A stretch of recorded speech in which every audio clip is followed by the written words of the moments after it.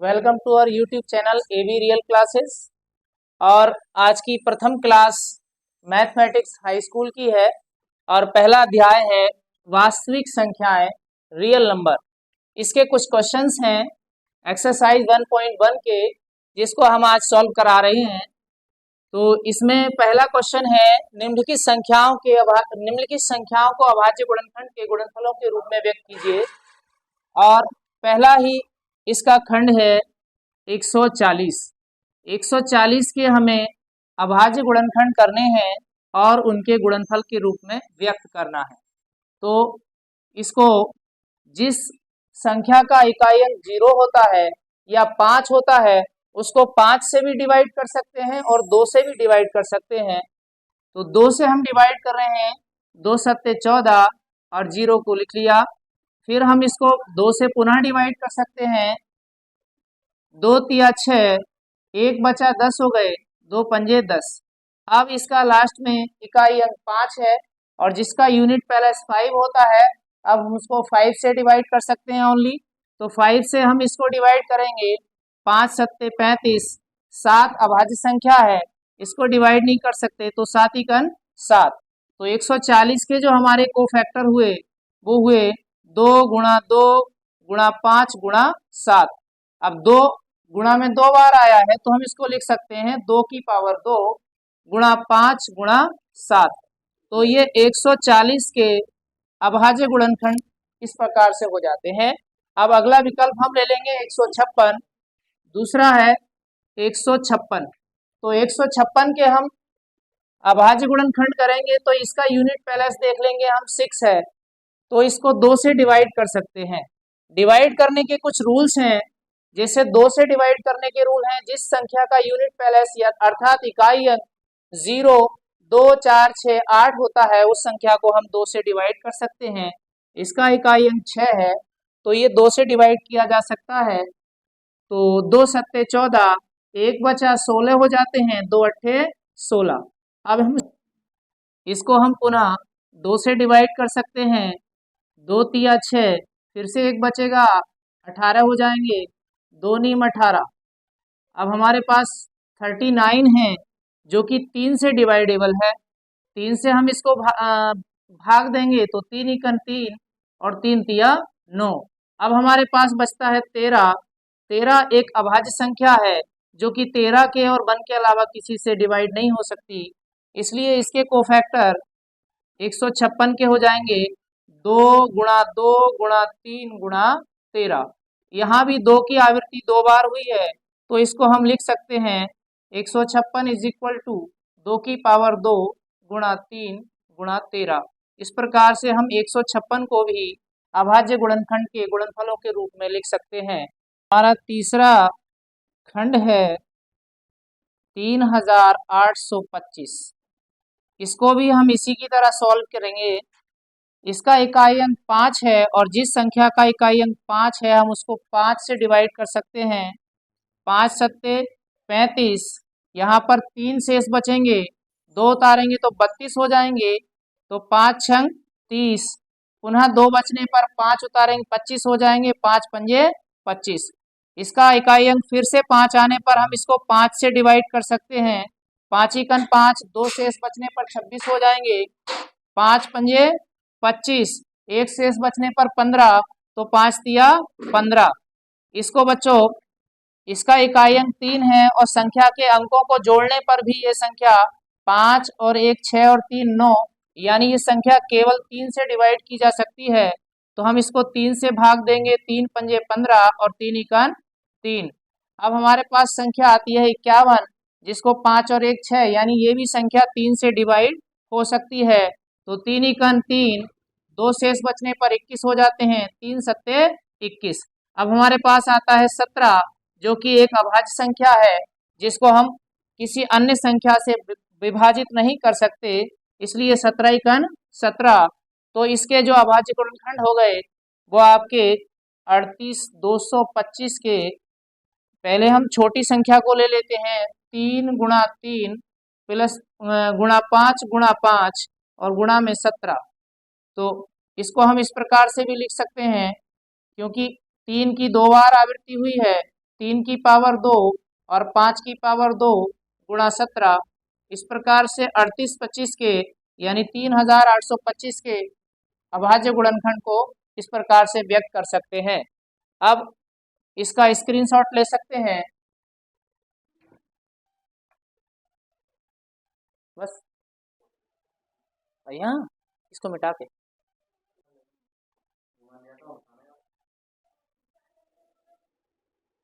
अब अगला क्वेश्चन हम सॉल्व करने वाले हैं, तो इसको रफ कर देते हैं। खंड हम ले लेते हैं जो कि है 5005। इसके भी हम अभाज्य गुणनखंड ज्ञात करेंगे, तो इसका भी इकाई अंक 5 है। हम इसको 5 से ही डिवाइड कर सकते हैं। 5 एकन 5, 0 0 और ये 5 एकन 5। अब हम इसका इस संख्या को, क्योंकि 11 से विभाज्यता का नियम होता है कि संख्या के सम और विषम स्थानों के संख्या का जो योग होता है अथवा अंतर होता है वो या तो 11 से विभाजित होना चाहिए और या फिर उनका अंतर शून्य होना चाहिए।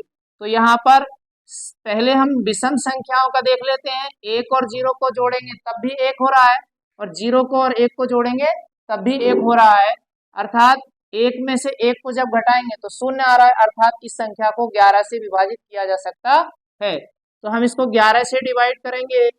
11 निम 99, 1 शेष बचने पर 11 बचेगा, तो 11 एकन 11। अब इस संख्या को हम 13 से डिवाइड कर सकते हैं या 7 से डिवाइड कर सकते हैं। तो 7 से यदि हम डिवाइड करें, 7 एकन 7, 2 शेष बचने पर 21 हो जाएंगे, 7 तिया 21। अब 13 है जो कि अभाज्य संख्या है, हम इसको डिवाइड नहीं कर सकते, तो 13 एकन 13। इस प्रकार से 5005 के अभाज्य गुणनखंड 5 गुणा 7 गुणा 11 गुणा 13। इसमें किसी संख्या की आवृत्ति नहीं हो रही है, तो हम इसी प्रकार से इसको लिख सकते हैं। अगला दूसरा क्वेश्चन है कि पूर्णांकों के निम्नलिखित युग्मों के HCF तथा LCM ज्ञात करो। तो ये पहला खंड हम उठा लेते हैं, 12,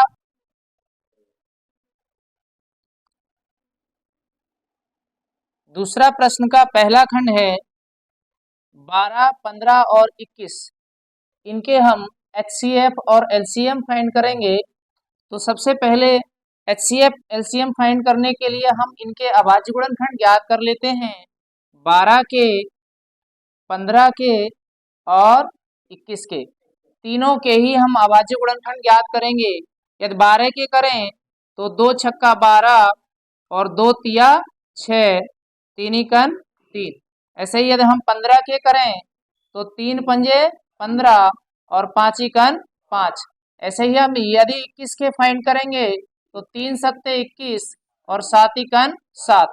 तो हम इनका HCF निकालते हैं। तो सबसे पहले हम 12 के जो को फैक्टर हैं उनको लिख लेंगे, 2 गुणा 2 गुणा 3।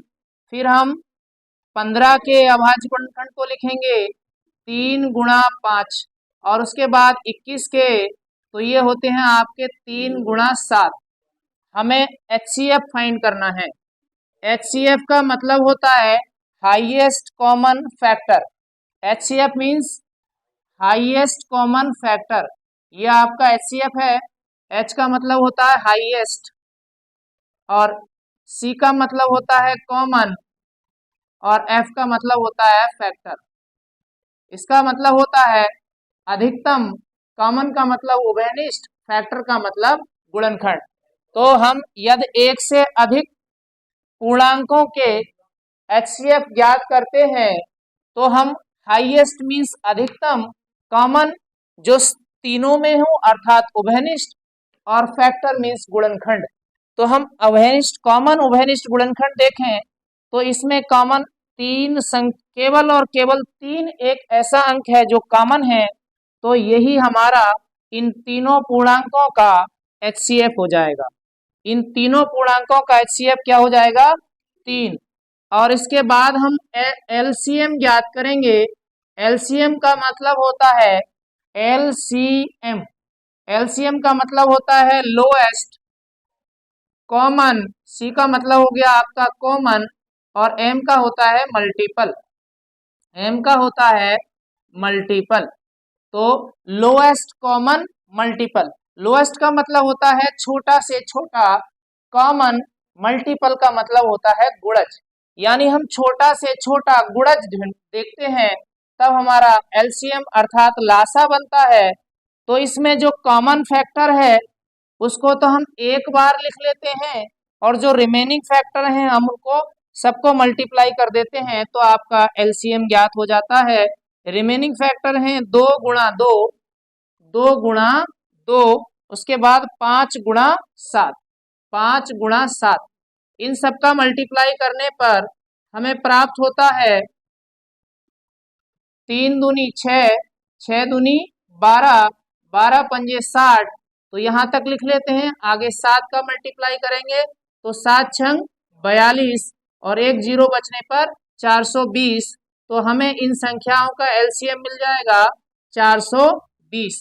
तो हम इजीली संख्याओं का एचसीएफ और एलसीएम अभाज्य गुणनखंड विधि द्वारा ज्ञात कर सकते हैं। सिर्फ हमें इन दो बातों का याद रखना है, HCF means highest common factor, यानी अधिकतम कॉमन गुणनखंड देखने होते हैं, और लोएस्ट कॉमन मल्टीपल एलसीएम में हम फाइंड करते हैं। इसके बाद हमारा अगला क्वेश्चन आएगा, क्वेश्चन नंबर 3, कि इसका एक खंड और बचा है, हम इसको कराएंगे। इससे पहले मैं हट जाता हूं और आप लोग स्क्रीनशॉट ले सकते हैं इसका, इसके बाद मैं इसको रफ कर दूंगा। हट के वीडियो चला गया। आप लोग स्क्रीनशॉट ले लिए होंगे। अब हम अगला क्वेश्चन सॉल्व कराते हैं, इसी का दूसरा खंड है, इसको हम ले लेते हैं।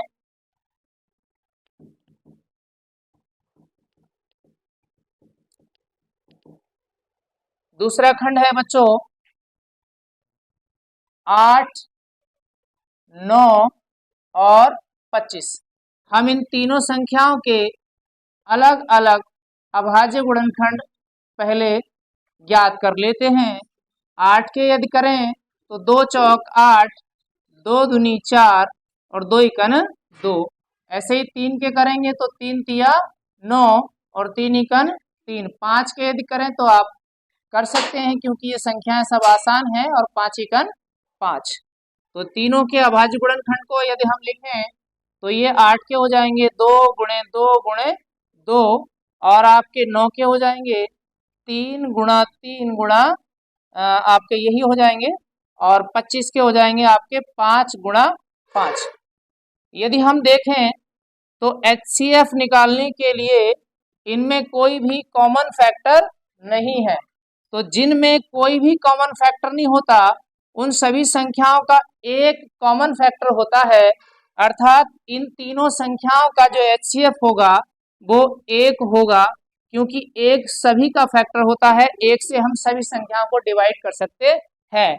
इन तीनों में आप देखें तो कोई भी कॉमन फैक्टर नहीं है। इस कंडीशन में तीनों का जो एचसीएफ होगा वो 1 होगा, और एलसीएम यदि हम इनका ज्ञात करें तो अकॉर्डिंग टू प्रीवियस क्वेश्चन वही होगा कि जो कॉमन फैक्टर होता है, अब इनमें कॉमन फैक्टर कुछ नहीं है तो हम इनके जो सेम गुणनखंड हैं सबकी मल्टीप्लाई कर देंगे। 2 गुणा 2 गुणा 2 गुणा 3 गुणा 3 गुणा 5 गुणा 5, इन सबको गुणा करने पर 2 दूनी 4 दूनी 8, तो ये 8 हो जाएगा। 3 तिया 9 और 5 पंजे 25। इनका करें तो पहले हम सिंपल कर लेते हैं इसको, 25 अट्ठे 200। अब आसानी से हम इसको गुणा कर लेंगे तो 9 दूनी 18, तो 1800। तो थोड़ा सिंपलेस्ट तरीका देखते हैं, यदि हम 8 निम 72 करते तो 72 और 25 की मल्टीप्लाई थोड़ी सी डिफिकल्ट हो सकती थी, इसलिए हमने 25 को 8 से मल्टीप्लाई किया, 25 अट्ठे 200। अब 0 डिजिट वाली संख्या की हम आसानी से मल्टीप्लाई कर सकते हैं, 9 दूनी 18, तो ये आपके 2 जीरो यहाँ लिख सकते हैं। तो इसका एलसीएम हम इस प्रकार से ज्ञात कर सकते हैं। एचसीएफ आपका 1 और एलसीएम 1800। अब अगला क्वेश्चन हम तीसरा लेंगे, तो आप लोग इसका पुनः स्क्रीनशॉट ले सकते हैं, इसके बाद मैं इसको रफ करूंगा।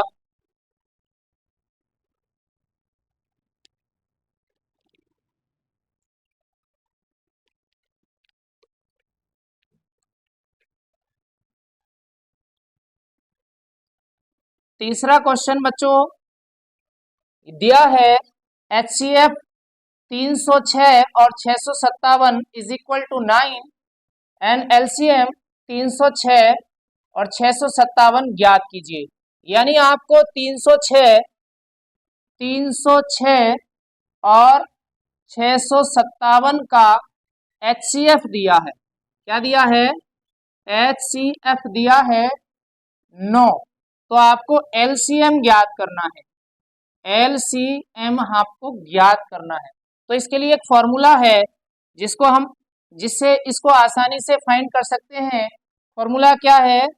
दो संख्याओं का गुणनफल, दो संख्याओं का गुणनफल बराबर होता है उनका HCF गुणा LCM। इस फॉर्मूले से हम इसको आसानी से ज्ञात कर सकते हैं, क्योंकि हमारे पास दोनों संख्याएं हैं और उनका HCF दिया है, तो LCM को हम आसानी से कैलकुलेट कर सकते हैं। दोनों संख्याएं हम आपको दिखा रहे हैं, ये 306 और 657। दोनों संख्याओं का गुणा कर लिया, क्योंकि दो संख्याओं का गुणनफल इज इक्वल टू HCF, और HCF क्या है हमारा 9, और LCM हमको फाइंड आउट करना है। तो ये 9 LCM के साथ मल्टीप्लाई कर रहा है, दूसरे पक्ष में ले जाएंगे तो आपको डिवाइड करेगा, तो LCM बराबर क्या बचेगा? ये इधर दे रखा है 306 गुणा 657 और बटे में आ जाएगा ये 9। तो 9 से यदि हम इसको डिवाइड करें तो कर सकते हैं। LCM इज इक्वल टू क्या हो जाएगा? 9 तिया 27, 3 बचेंगे 36 हो जाएगा, 9 चौक 36। अब हम 34 का और 657 का गुणा कर सकते हैं, हम इसका LCM फाइंड कर लेंगे। 34 का और 657 का गुणा, यदि आपको 34 का टेबल नहीं आता तो 34 को तोड़ लीजिए 30 + 4 में, और उसके बाद 657 से गुणा कर देंगे। तो हम यदि 3 का पहाड़ा पढ़े तो 3 सत्ते 21 और 3 पंजे 15 और 2 हासिल के 17, 3 छंग 18 और 1 19। एक हमारे पास 0 है, इसको भी लगा लेंगे। अब 4 से मल्टीप्लाई कर देंगे प्लस करके, 4 सत्ते 28 और 4 पंजे 20 और 2 हासिल के 22, 4 छंग 24 और 2 26। अब इनको ऐड कर देंगे तो 8 और 0 8 हो जाएंगे, 1 और 2 3 हो जाएंगे, 7 और 6 13, 13 का 3 हासिल 1, 9 और 2 11 और 1 12, एक यहाँ पर ये है और एक हासिल का, तो ये 22,338। चौथा क्वेश्चन हम करेंगे, अभाज्य गुणनखंड विधि द्वारा निम्न पूर्णांकों के HCF और LCM ज्ञात करो। तो इसका पहला खंड हमने ले लिया, ये है 26 और 91। दूसरी संख्या है 91। दोनों के ही हम अभाज्य गुणनखंड करें तो ये हमने 26 लिखा है और ये 91। तो 26 के अभाज्य गुणनखंड करेंगे तो 2 से कट जाएगा, 2 एकन 2, 2 तिया 6। अब 13 हमारा अभाज्य संख्या है, तो इसको ऐसे ही करेंगे 13 एकन 13। इसी प्रकार 91 के हम अभाज्य गुणनखंड करेंगे तो 91 को हम 7 से डिवाइड कर सकते हैं, 7 एकन 7, 2 बचने पर 21, तो 7 तिया 21।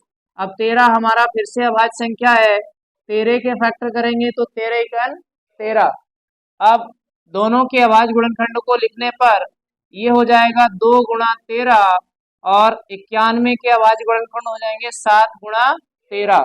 अब HCF हम ज्ञात करेंगे, तो HCF होता है, जैसे कि हमने प्रीवियसली बताया, हाईएस्ट कॉमन फैक्टर, यानी अधिकतम कॉमन गुणज देखेंगे तो दोनों में हमारा कॉमन गुणनखंड है 13, तो इन दोनों संख्याओं का जो HCF प्राप्त होगा वो होगा 13। अब हम इनका LCM ज्ञात करते हैं, तो LCM में हम जो कॉमन फैक्टर होता है उसको एक बार लिखेंगे और जो रिमेनिंग संख्याएं हैं उनको हम गुणा में लिखने पर LCM प्राप्त हो जाएगा। तो 13 दूनी 26 और गुणा में 7, 26 का 7 से गुणा करेंगे तो 7 छंग 42 का 2 हासिल 4, 7 दूनी 14, 14 और 4 18। तो ये आपका एलसीएम आ जाएगा इनका 182। अब हमारा अगला खंड है 510 और 92।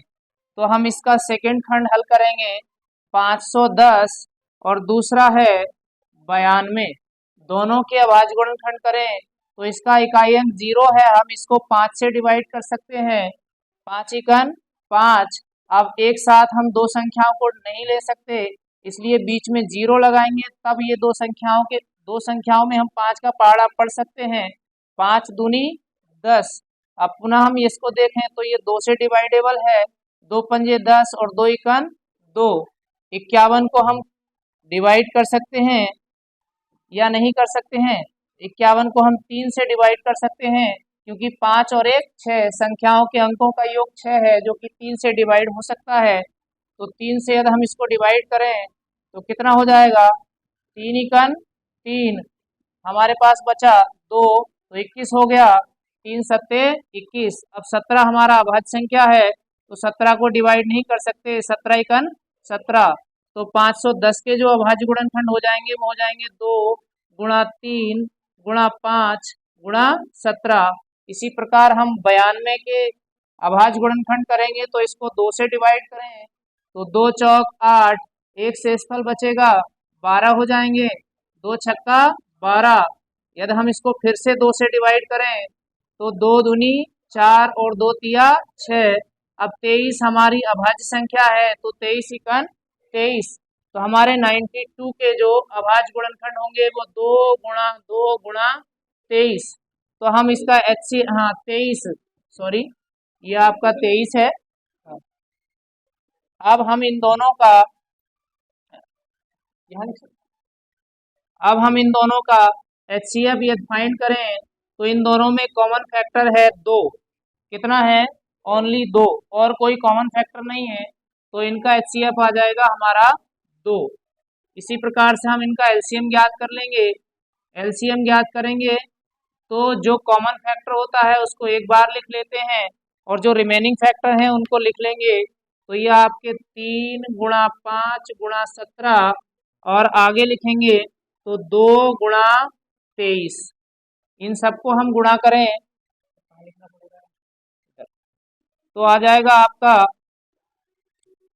2 तिया 6, 6 पंजे 30। हम यहाँ तक लिखेंगे। फिर आपका 17 दूनी 34, फिर आपका 23। इन सबका मल्टीप्लाई करेंगे तो 3 चौक 12 के 2 और 3 तिया 9 और 1 10।